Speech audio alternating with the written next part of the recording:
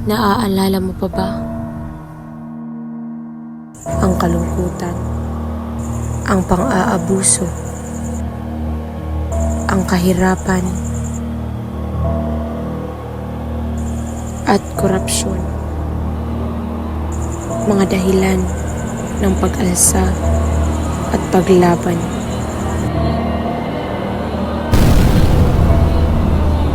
Pang-aabuso ng kapangyarihan. Resulta ng madugong digmaan. Uulitin ko, naaalala mo pa ba?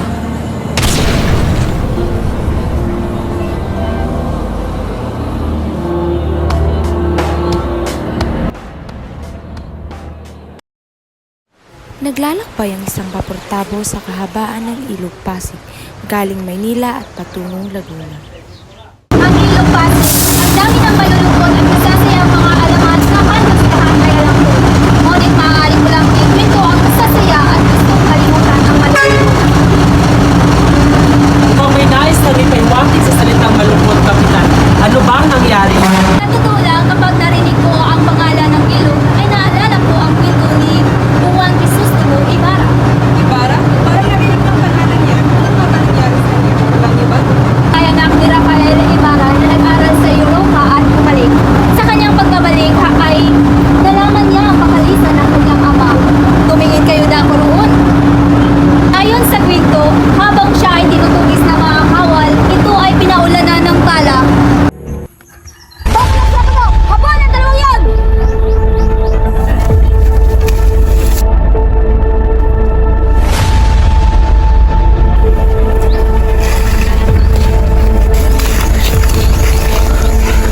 Kailangan na natin makatakas dito, Ginoong Ibarra. May inisip ang paraan. Papalit tayo ng damit. Bakit naman? Para malito sila. Para pag nakita nila ako, isipin nila. Ako si Crisostomo Ibarra. Baka ikaw'y mapahamak. Wala na tayong maisip na paraan. Nauubos na ang oras natin.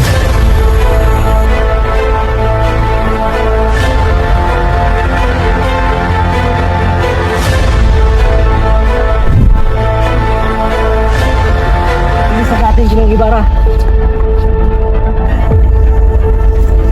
Habulin ang dalawang yan!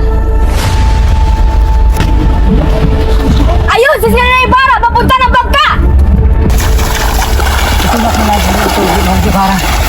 Sumakay ka na't magtago ka sa ilalim para di ka nila makita. Paano ka, Ilyas? Huwag mo na. Kahit anong mangyari, huwag kang lalabas. Madalas! Madalas!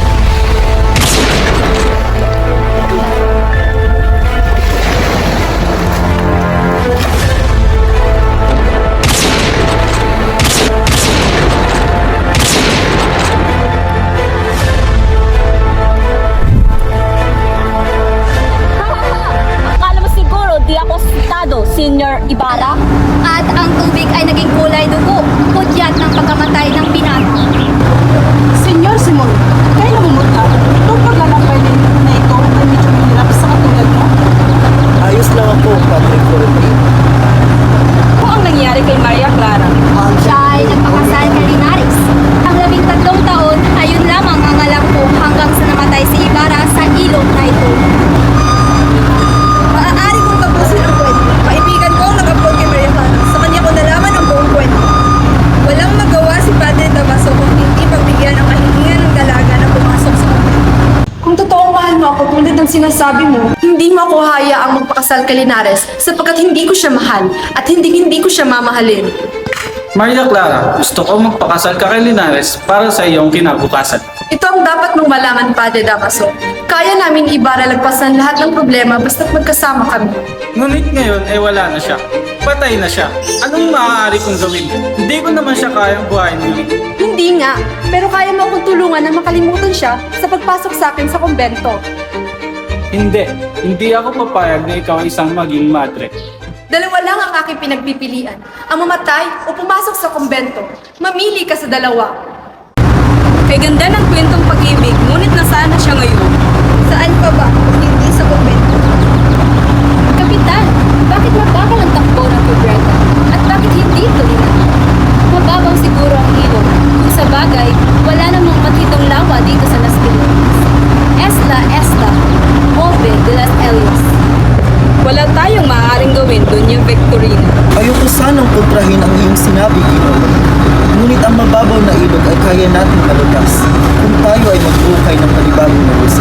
Sa madaling sabi, magbukas ng bagong ilog at isara ang dating ilog Pasig. Ano naman ang magagawa noon, Senior Simon? Mapapabilis ang ating paglalakbay at wala nang mababaw na ilog. Sa aking palagay, hindi ako sang-ayon sa iyong sinabi, Senior Simon, sapagkat maraming masisira at marami na namang pera ang kakailanganin sa paggawa noon. Saan naman kukunin ang salapi at mga manggagawa? Huwes Sumira, di natin kailangan ng salapi. Pagawain ng mga bilanggo nang sa gayon ay walang salapi na kailangan kastahin. Hindi sapat ang ating mga bilanggo, at kung ang mga bilanggo ang ating gagamitin, tsak nakaguluhan lamang ang may tutulot niyan. Hindi ako naniniwala. Nag-alsa ba ang bayan? Nag-alsa ba ang mga bilanggo? Akala ko ba maalam ka sa kasaysayan? Ay nako, hindi ka marunong umintindi. Kaya nating patayo ang Akademyang Wikang Kastila Basilio. Paano mo nasabi iyan? Sapagkat binigyan namin si Padre Irene ng kabayo bilang regalo at nangako siya na kakausapin niya si Kapitan General. Hindi ko labis maintindihan kung bakit yung pinipilit ang wikang Kastila. Sa panahon ko, ang pinag-aaralan namin ay Latin at hindi wikang Kastila. Hay, si Kapitan talaga makaluma. Hindi pinapahalagahan ang modernisasyon. Kanya lang talaga lahat na malitat na. Nga pala, anong sabi ng inyong sitiyong Padre Florentino tungkol sa inyong dalawa ni Paulita? Bayad naman siya, palagi lang sasabihan tungkol sa kasal. Ano hindi lang magandang masasabi kay Paulita ang kanyang tiya na si Dunya Victorina. O Senyor Simon, o nga pala sa galit, ito si Senyor Simon ang mga alahas. Huwag sana masugat ang iyong damdamin, Ginoong Serrani, pero totoo bang napakahirap ng iyong probinsya na dahilan kung bakit hindi kayo makabili ng alahas sa akin? Hindi kami bumibili ng bakal na hindi kailangan sa buhay. Kaya iyan ang dahilan kung bakit hindi kami bumibili. Tingin ko dapat uminom tayo ng alak para sa pag-unlad ng inyong probinsya. Salamat, Senyor, pero hindi ako umiinom ng alak. Isagani, ayaw mo ba sa kanya? Hindi ko alam, Basilio, pero tuwing nakikita ko siya, mabigat ang pakiramdam ko sa kanya. Kung ganon, kailangan natin lumayo sa kanya. Malakas siyang tao at kanang kamay siya ni Kapitan General. Talaga? Oo, dahil yun ang sabi ng kanyang mga kaibigan at ng kanyang mga kaaway. Nakita kaya niya si Kapitan Tiago? Oo, dahil si Kapitan Tiago ang kasama niya sa pagdating dito at ngayon ay pinaghihinalaan na siya. Alam mo anak, sa susunod na taon, maaari ka na magsuot ng sayang. Talaga po, Itay. Alis puro, mabuti nandito ka. Magandang umaga, Padre. Anong may paglilingkod ko sa inyo? Kailangan nyo nang magbayad ng buwis 200 piso. Sinasabi mo bang magbabayad ako ng renta sa sarili kong lupa? Subalit nagkamali kayo ng pagbayad ng buwis sa nakaraang 13 taon. Ngunit nililimusan ko ang mga pulubi upang maiwasan ang kanilang pamimerialisyon. At ngayong ayaw kong magbayad, abay, mapipilit niyo ba ako? Ito ay naiiba dahil sa iyong pagpapabaya. Ang ibig sabihin lang ito, wala ka ng karapatan sa iyong lupa. Dati, maliliit na halaga lamang yan. Ngunit ngayon, 200 piso na. Abay, sobra na ata yan. Akin ang lupang ito! Hindi! Sa korporasyon! Hindi! Lalaban ako!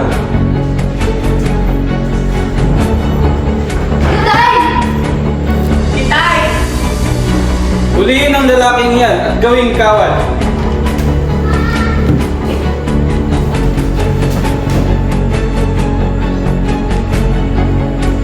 ₱500 ang hiningi ng aming pinuno. Kung hindi, papatayin namin ang inyong kapatid.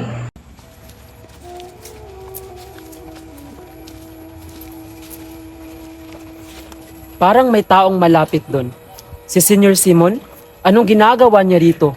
Parang napaka-imposible naman ata, pero parang totoo. May tutulong ba ako sa inyo, Senyor?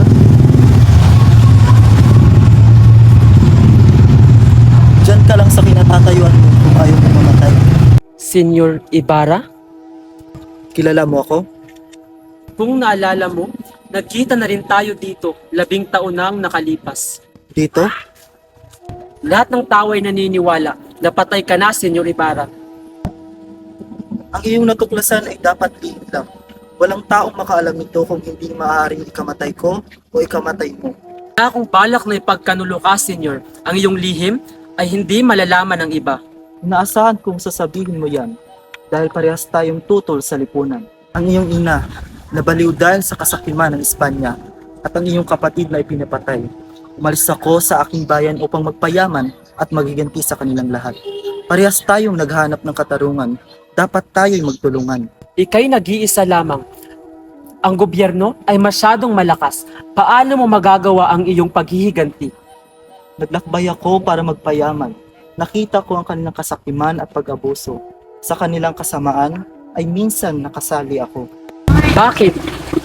Dahil sa mga taong naabuso at nasaktan, ay magiging kasamahan sa araw ng pag-uupo.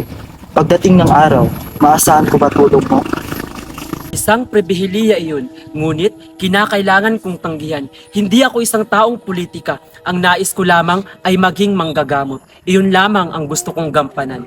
Bago gamutin ang mamamayan, gamutin muna ang ating bayan. Kinakaya mong isira ang iyong mata sa katotohanan ang iyong ina at iyong kapatid ay namatay dahil sa kasakiman ng Espanya. Matagal na silang patay. Kung sasama ba ako sa inyo, mabubuhay sila? Ang iyong bayan, hahayaan mo na lang. Ikaw ang dahilan kung bakit ako nag-aaral ng mabuti. Naniniwala ako na ang katarungan ang magpapalaya sa ating bayan. Ang katarungan ay makakamit lamang sa madugo ang laban.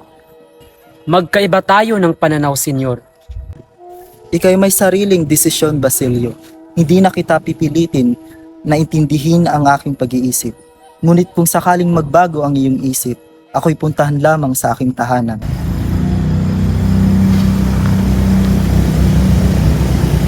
Pakilagpasan ang plano tungkol sa paaralan.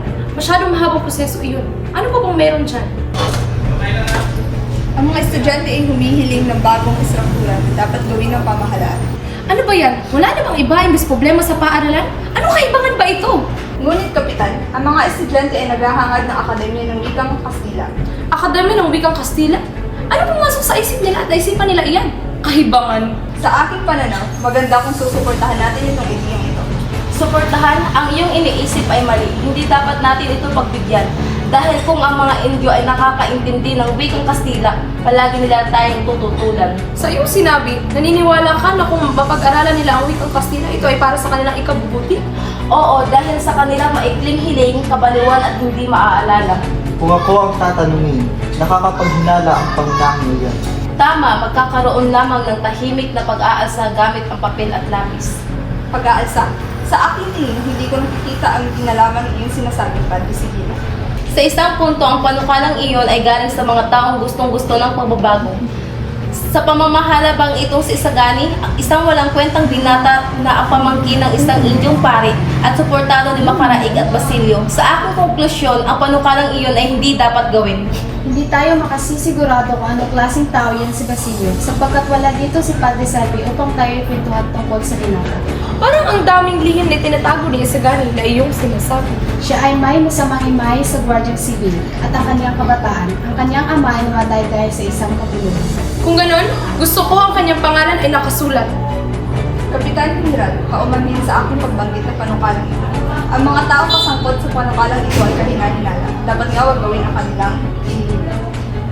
Ang mga Indio ay hindi dapat matuto ng wikang Kastila. Ang dapat nilang matutunan ay magbayad ng buwis at sumunod sa ating mga utos at manatiling mangmang. Ngunit bakit? Bakit dapat sila ay pagkaitan ng kaalaman? Hindi ba totoo kung malaman nila ang wikang Kastila, sila ay magiging kalabang ng Diyos at ng Espanya? Kung totoong tayo mahuhulog, kasama ang pamahalaan. Hindi ko tingin na iyon ang mangyayari kung natutunan nila ang wika. Bakit? Bueno, bakit hindi natin hayaan na si Don Custodio ang magdesisyon sa usaping ito? Dahil dyan, ang ating pag-uusap ay pagpabukas na lamang. Halika na at kumain.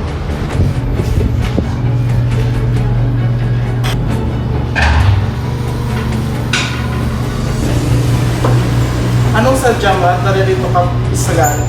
Narito po ako upang makiusap sa panitin, Master. Kung tungkol ba yan sa pagtatayo ng wikang Kastila, ay ang payo ko ay huwag na tayong magkialam. Hindi po naman namin nais na malagay sa kagipitan, Ginoo. Paumanhin, ngunit hindi pa rin ako sangayon. Kung gayon, ako'y mauuna na po, Ginoong Pastor.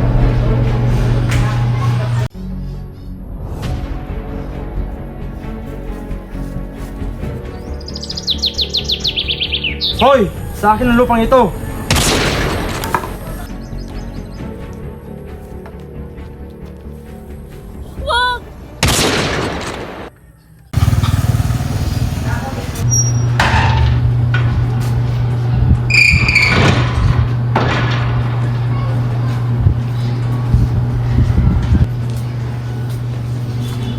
Oh, Kumusta ka ng Kirago?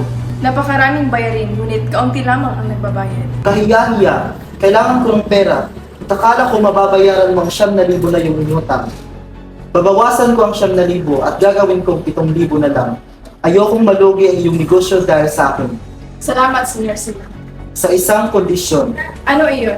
papatago ako ng mga armas ngayong gabi sa iyong tindahan para matago. Hindi sila kasya sa aking tahanan. Wala kang dapat kakatakutan dahil ilalabas ko sila paminsan-minsan at ilalagay sa aking tahanan. Lahat ng ito ay nakaplano na. Ngunit mahirap at mapanganib iyon, Sr. Simon. Huwag matakot, ako ang bahala. Nauunawaan mo ba ako, Kirago? Shasha, ikaw na ang bahala basta't hindi ako kasabit dyan.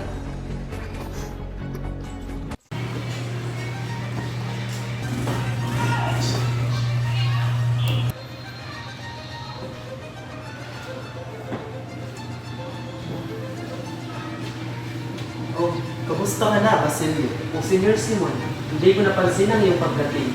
Ayos lang naman ako.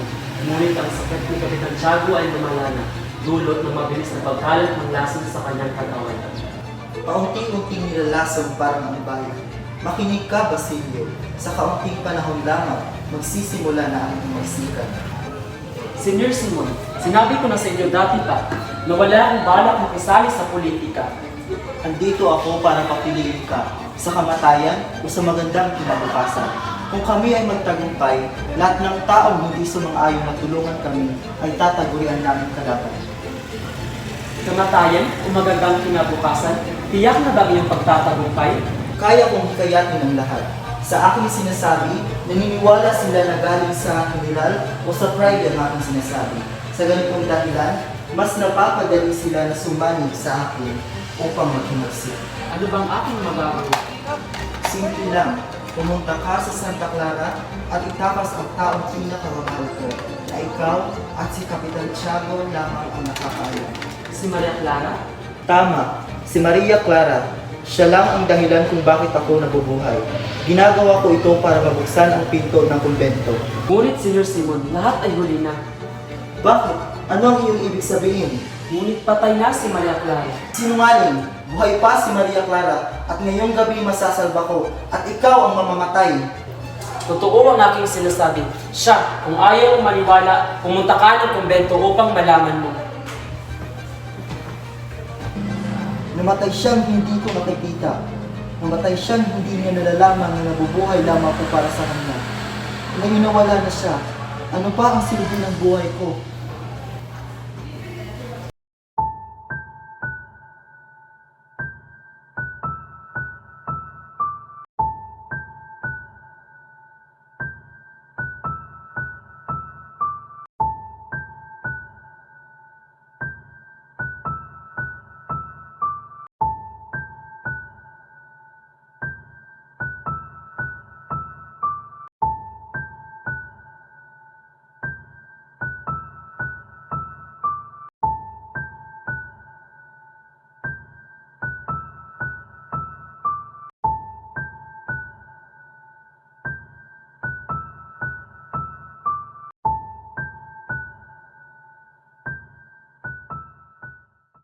Ang paghihiwalay ni Sagani at Paulita. Paulita. Totoo ba? Mahal ko, sagutin mo ako. Totoo ba ang bali-balita ikay kagasal na sa iba? At kayo manito pa talaga?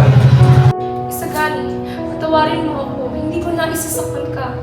Ngunit ginagawa mo na, Paulita, tumingin ka sa aking mga mata. Walang katotohanan ang mga iyon, hindi ba? Ikay hindi ba papakasal sa iba, hindi ba? Tayo ang magpapakasal sa tamang panahon, hindi ba? Tama ka, Sagani. Tama na. Maghiwalay na tayo. Paulita, kala ko ba sa akin kayo masaya? Ang sabi mo ngayon, Sagani, ayoko na. Hindi na kita mahal. Nakakapagod kang mahalin. Magpapakasal ako kay Juanito dahil ito ang ikabubuti ko. Kaya niya ibigay lahat ng kailangan ko. hindi, Paulita, hindi ako papayag. Paulita, makinig ka sa akin. Hindi, Sagani. Ikaw ang makinig sa akin. Ang nais ko lang ang ikabubuti ko. Kung pipiliin kita, hindi ko alam kung saan ako pupulutin. Wala akong magandang kinabukasan sa iyo. Hindi, mahal ko. Sabihin mo, hindi nabibiro. Hindi. Una, desisyon ko at kung wala ko na pagpaghiwalay sa iyo. Magpapakasal na ako kay Juanito. Nagkitalo ka pala sa aming kasal kung nais mo. Pero Paulita, mahal kita, mahal na mahal ka at mapapabalik ako kung wala ka. Alam ko, ngunit Isagani, ayoko na. Tama na. Sabihin mo sa akin, mahal, paano ako magiging masaya kung ikaw mismo na kaming kasiyahan ay mawawala na sa akin? Pakawalan mo na ako Isagani at baka may makakita pa sa ating dalawa.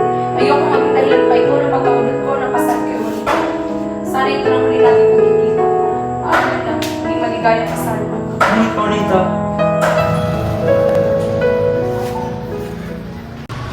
Senyor Simon, manhanap ko sa inyo ng papangalang Basilio. Bilisan mo at papasukin mo siya.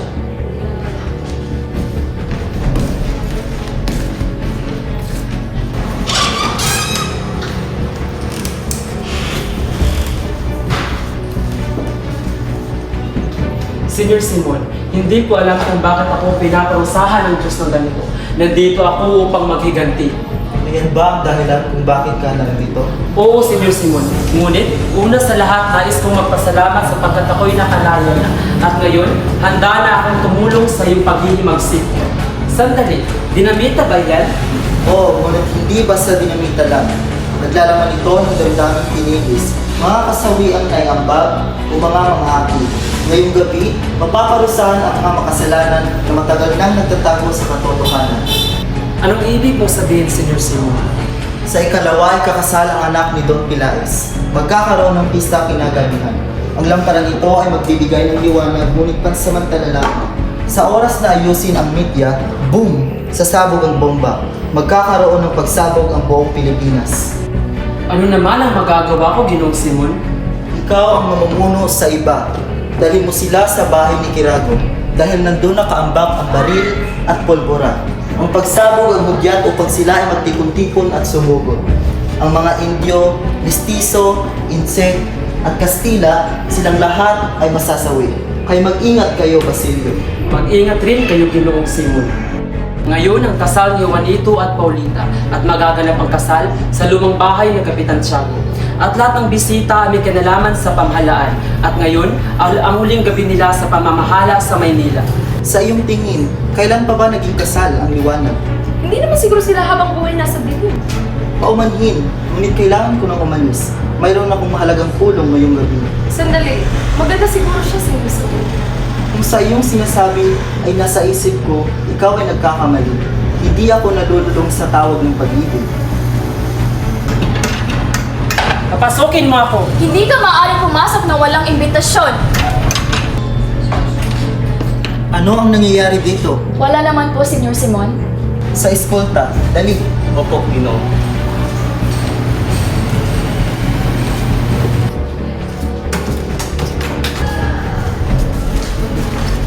Anong ginagawa mo dito, Isagani? wala. Gusto ko lang masilayan sa huling pagkakataon ng aking minamahal.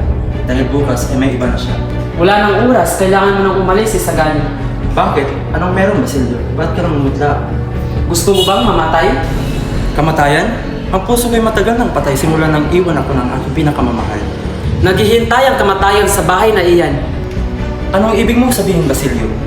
Para makalaya sa taong malulupit, kailangan silang masugpo. At ang lamparang handog ni Ginoong Simon ang siyang magiging dahilan kung bakit magkakaroon ng malawakang pagsabog sa tahanan kung saan nagaganap ang isang piging.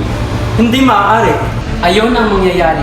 Ang lamparang iyon ay sasabog sa anumang oras. Kaya halika na, tayo na umalis. Manata si El Pares at nilagdaan ni Crisis tumuhuan Ibarra? Imposible. Patay na siya? Bakit? Sino ba siya at bakit natatakot kayong lahat? Isang masamang biro ito at may mga kababaihan dito. Paano naman makasusulat ang isang filibustero na 13 taon nang patay? Totoo na siya ang nagsulat. Alam ko ang kanyang sulat kamay. Manang Tisil Paris, papatayin tayong lahat. Gorda si Ben! Huli na kawatan!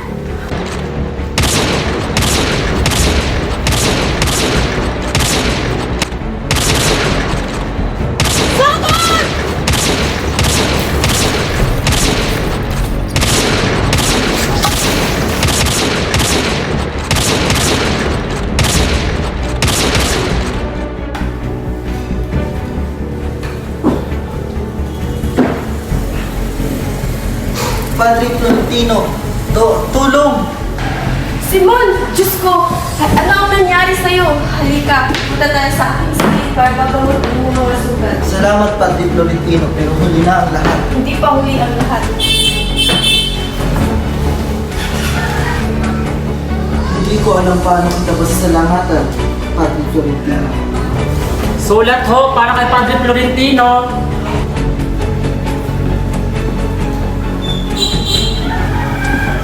Akala ko natutulog ka, Senior Simon. Kamusta ang iyong pakiramdam? Ano ang sulat na iyan, Padre? Ito? Ito isang telegram. Ano ang nilalaman? Ayon dito, ikaw ay dadakipin paglubog ng araw. Ako ay nauuhaw. Sandali lang.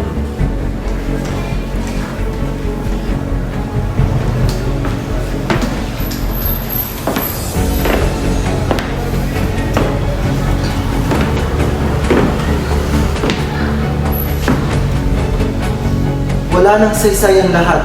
Mabuti pang wakasan ko na ang sarili kong buhay.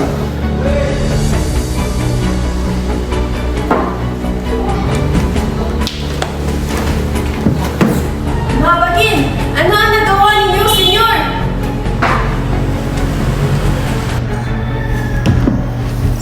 Nakakaramdam ako ng sakit. Malubhang sakit. Ngunit alam kong hindi na ito magtatagal. Uminom ako ng lason para mawala lahat ng lungkot at ang aking sakit. Huwag mong sabihin iyan, Senyor. Maraming salamat, Padre Florentino. Sana mabuhay ka pa ng matagal at makita mo ang kalayaan ng bayang ito.